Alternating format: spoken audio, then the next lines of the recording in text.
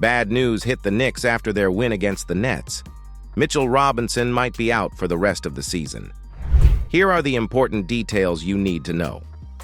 According to Fred Katz of The Athletic, if the NBA's medical experts determine Robinson is very likely to be out until June 15th, he will be granted a disabled player exception, DPE. That means he's probably out for the year. According to reports from Stefan Bondy, the injury is a fracture that required the insertion of screws. According to Jeremy Cohen of Knicks Film School, the DPE is worth $7.8 million and can only be used to sign one player with an expiring contract. No other transactions can be combined with it. The new player must fit within the financial limits of the exception. Also, according to Jeremy Cohen, even with the DPE, the Knicks still have to follow the $172.3 million hard cap because they used up their full mid-level to sign Donte DiVincenzo.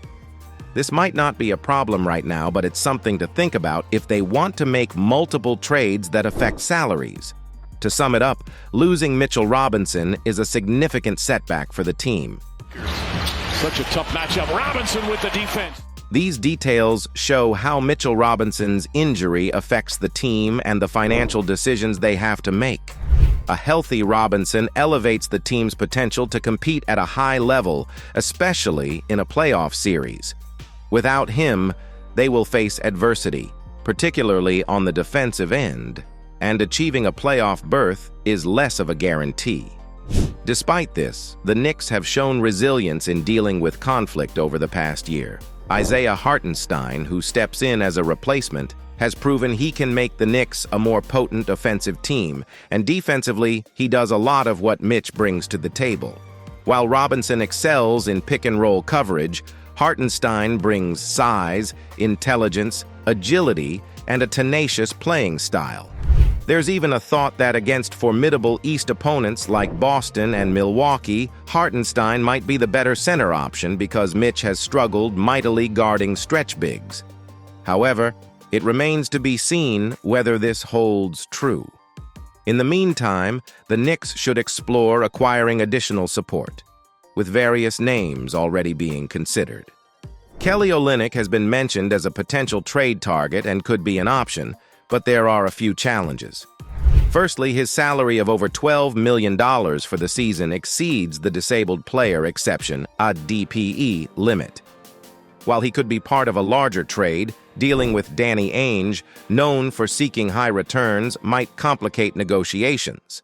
Additionally, Olynyk, though a strong offensive player shooting 41% from three-point territory, falls short in rebounding, rim protection, and defensive pick-and-roll coverage, qualities demanded by Coach Thibodeau for centers. Another option that could make more sense, considering cost, availability, and salary cap considerations, is Mason Plumlee. Despite not being a flashy player, Plumlee gets the job done efficiently. Currently sidelined with an injury sustained against the Knicks until at least January, he is on an expiring $5 million contract and offers some offensive skills similar to Isaiah Hartenstein. Andre Drummond is also in the discussion with an expiring minimum deal with the Bulls. He's a rebounding expert, which is a priority for Tibbs, and is also adept at playing drop coverage. However, the Bulls might not be ready to discuss trades until the trade deadline due to their misguided belief in their competitive chances. Looking for an upside play? Consider Nick Richards.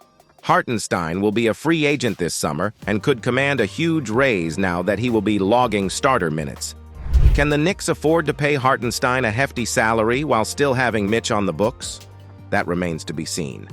Meanwhile, having someone like Nick Richards, who profiles as a rugged rebounder and elite shot blocker, perfect for Thibs, while only being 26, could be a perfect fit for the timeline of the Knicks now and in the future.